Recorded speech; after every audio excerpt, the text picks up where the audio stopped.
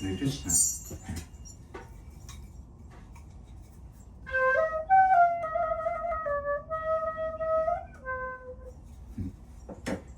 Today we're going to be reading Srimad Bhagavad-gita as it is, by His Divine Grace. Srila A. Bhaktivedanta Swami Prabhupada. And all glories to the Parampara.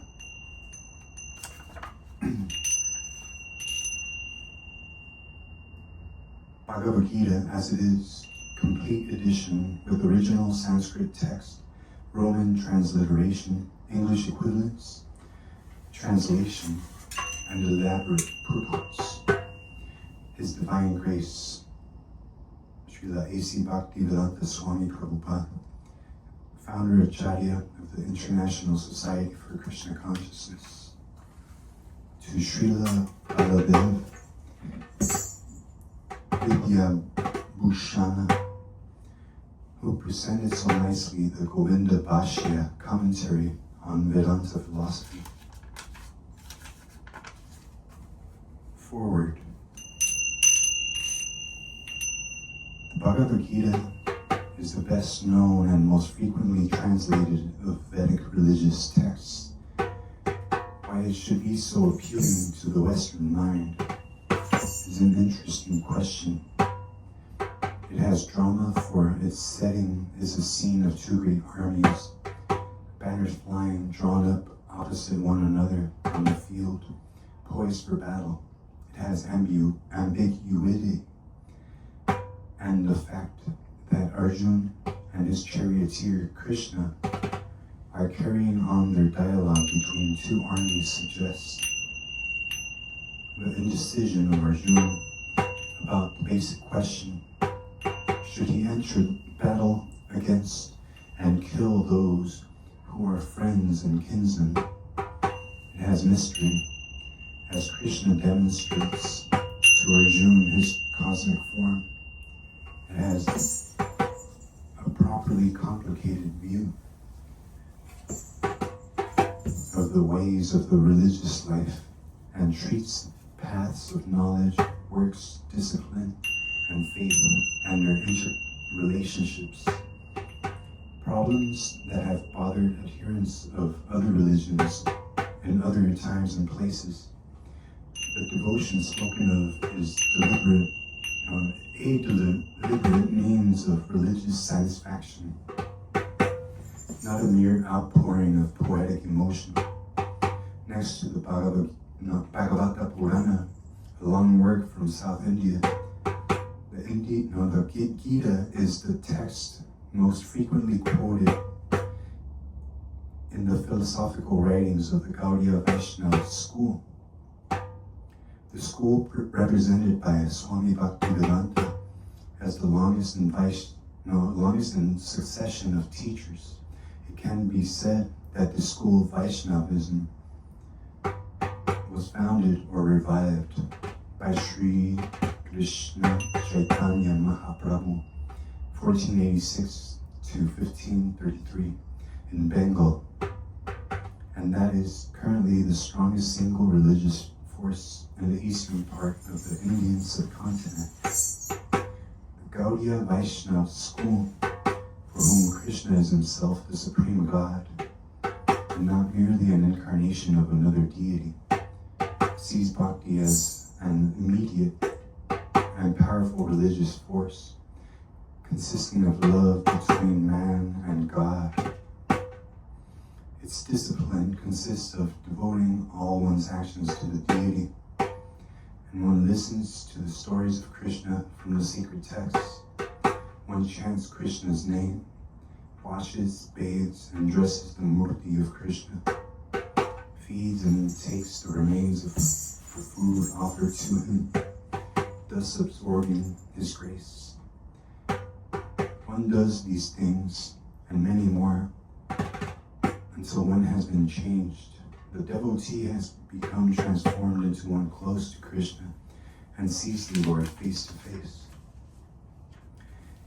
Swami Bhaktivedanta comments upon the Gita from this point of view, and that is legitimate. More than that, in this translation, the Western reader has the unique opportunity of seeing how a Krishna devotee interprets his own text. It is the Vedic exegetical tradition, justly famous in action. This book is then a welcome addition from many points of view. It can serve as a valuable textbook for the college student. It allows us to listen to a skilled interpreter explicating a text which has profound religious meanings. It gives us insights into the original and highly convincing ideas of the Gaudiya Vaishnava school, in providing the Sanskrit in both Devanagari and transliteration. It offers the Sanskrit specialist the opportunity to reinterpret or debate particular Sanskrit meanings. Although I think there will be little disagreement about the quality of Swami's Sanskrit. And finally, for the non-specialist, there's the readable English and the devotional attitude which cannot help but move the sensitive reader. And there are paintings which, incredibly as it may seem to those familiar with contemporary Indian religious art, were done by American devotees. The scholar, the student of Gaudiya Vaishnavism, and the increasing number of Western readers interested in classical Vedic thought have been done a service by Swami Bhaktivedanta by bringing us a new and living interpretation of a text known to many. He has increased our understanding manifold, and arguments for understanding in these days of estrangement need not be made. Professor Edward C. Dimmock, Jr., Department of Asian Languages and Civilization, University of Chicago. Preface. Originally, I wrote Bhagavad-gita as it is in the form in which it is presented now. When this book was first published, the original manuscript was unfortunately cut short to less than 400 pages, without illustrations and without explanations for most of the original verses. In the Srimad Bhagavad-gita, of the Srimad Bhagavad-gita, in all of my other books, Srimad Bhagavatam, Sri Ishopanishad, etc., the system is that I give the original verse, its English transliteration, word for word Sanskrit English equivalents, translations and purports. This makes the book very authentic and scholarly, and makes the meaning self-evident. I was not very happy, therefore, when I had to minimize my original manuscript. But later on, when the demand for Bhagavad-gita as it is considerably increased, I was requested by many scholars and devotees to present the book in its original form, and Messrs. Macmillan and Company agreed to publish the complete edition. Thus, the present attempt is to offer the original manuscript of this great book of knowledge with full Parampara explanation in order to establish the Krishna consciousness movement more soundly and progressively. Our Krishna consciousness movement is genuine, historically authorized, natural, and transcendental due to its being based on Bhagavad-gita as it is. It is gradually becoming the most popular movement in the entire world, especially amongst the younger generation. It is also becoming more and more interesting to the older generation also. Older gentlemen are becoming interested, so much so that the fathers and grandfathers of my disciples are encouraging us by becoming life members of our great society, the International Society for Krishna Consciousness in Los Angeles. Many fathers and mothers used to come to see me to express their feelings of gratitude for my leading the Krishna consciousness movement throughout the entire world. Some of them said that it is greatly fortunate for the Americans that I have started the Krishna consciousness movement in America. But actually the original father of this movement is Lord Krishna himself, since it was started a very long time ago, but it is coming down to human society by disciplic succession. If I have any credit in this connection, it does not belong to me personally, but it is due to my eternal spiritual master, his divine grace.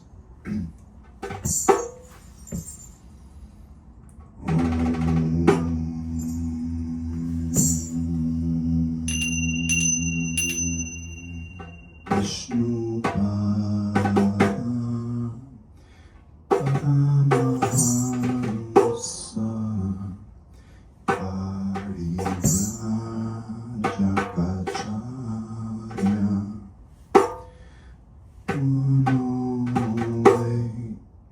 Sri Srimad Bhaktivedanta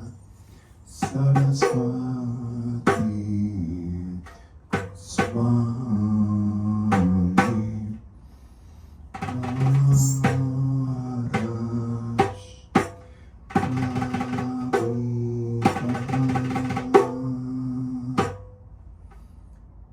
If personally I have any credit in this matter, it is only that I have tried to present the Bhagavad-gita as it is, without adulteration. Before my presentation of the Bhagavad-gita as it is, almost all the English editions of the Bhagavad-gita were introduced to fulfill someone's personal ambition. But our attempt in presenting Bhagavad-gita as it is to present the mission of the Supreme Personality of Godhead, Krishna. Our business is to present the will of Krishna, not that of any mundane speculator like a politician, philosopher, or scientist, for they have very little knowledge of Krishna, despite all their knowledge, despite all their other knowledge. When Krishna says,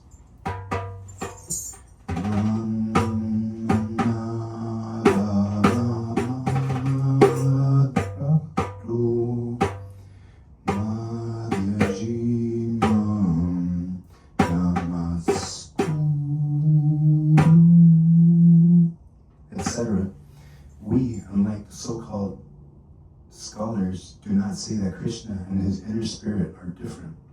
Krishna is absolute, and there's no difference between Krishna's name, Krishna's form, Krishna's quality, and Krishna's pastimes, etc. This absolute position of Krishna is difficult to understand for any person who is not a devotee of Krishna. In the parampara, disciplic succession system, generally the so-called scholars, politicians, philosophers, and swamis without perfect knowledge of Krishna try to banish or kill Krishna when writing commentary on Bhagavad-gita. Such unauthorized commentary upon Bhagavad-gita is known as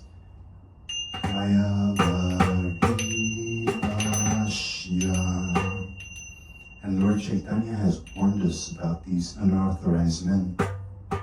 Lord Chaitanya clearly says that anyone who tries to understand Bhagavad-gita from the Mayavadi point of view will commit a great blunder. The result of such a blunder will be that the misguided student of Bhagavad-gita will certainly be bewildered on the path of spiritual guidance and will not be able to go back home, back to Godhead. Our only purpose is to present this Bhagavad-gita as it is, in order to guide the conditioned student to the same purpose for which Krishna descends on the planet. To this planet, once in a day of Brahma, or every 8,600,000,000 years. This purpose is stated in Bhagavad-gita, and we have to accept it as it is. Otherwise, there's no point in trying to understand the Bhagavad Gita and its speaker, Lord Krishna. Lord Krishna first spoke Bhagavad Gita to the sun god some hundreds of millions of years ago.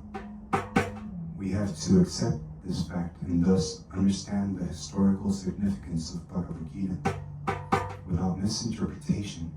On the authority of Krishna, to interpret Bhagavad Gita without any reference to the will of Krishna is the greatest offense. In order to save oneself from this offense, one has to understand the Lord as the Supreme Personality of Godhead, as he was directly understood by Arjuna, Lord Krishna's first disciple. Such understanding of Bhagavad Gita is really profitable and authorized for the welfare of human society in fulfilling the mission of life. The Krishna consciousness movement is essential in human society, for it offers the highest perfection of life. How this is so is fully explained in the Bhagavad Gita. Unfortunately, mundane wranglers have taken advantage of Bhagavad Gita to push forward their demonic propensities and misspeak the people regarding right understanding of the simple principles of life. Everyone should know how God, or Krishna, is great, and everyone should know the factual position of the living entities. Everyone should know that a living entity is eternally a servant, and that unless one serves Krishna, one has to serve illusion and different varieties of the three modes of material nature.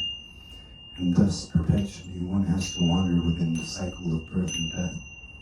Even the so-called liberated Mayavadi speculator has to undergo this process. This knowledge constitutes a great science, and each and every living being has to hear it for his own interest. People in general, especially in this age of Kali, are enamored by the external energy of Krishna, and they wrongly think that by advancement of material comforts, every man will be happy. They have no knowledge that material or external nature is very strong, for everyone is strongly bound by the stringent laws of material nature. Living entity is happily the part and parcel of the Lord, and thus his natural function is to render immediate service to the Lord. By the spell of illusion, one tries to be happy by serving his personal sense gratification in different forms, which will never make him happy. Instead of satisfying his own personal material senses, he has to satisfy the senses of the Lord, and that is the highest perfection of life. The Lord wants this. He demands it. One has to understand this central point of Bhagavad Gita, for Krishna consciousness. Now, our Krishna consciousness movement is teaching the whole world this central point.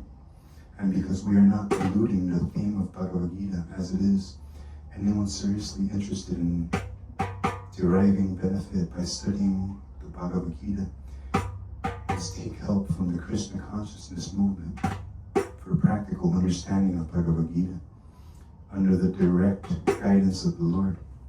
We hope, therefore, that people will derive the greatest benefit by studying Bhagavad Gita as it is, as we have presented it here. And if even one man becomes a pure devotee of the Lord, we shall consider our attempt a success. A.C. Bhaktivedanta Swami Prabhupada. 12 May 1971, Sydney, Australia. And there's this signature. But, Hare Krishna. Thank you so much for watching the preface and introduction of the Srimad Bhagavad-gita as it is. All glories to Srila Prabhupada. Hare Krishna. Have a most beautiful time. Haribol.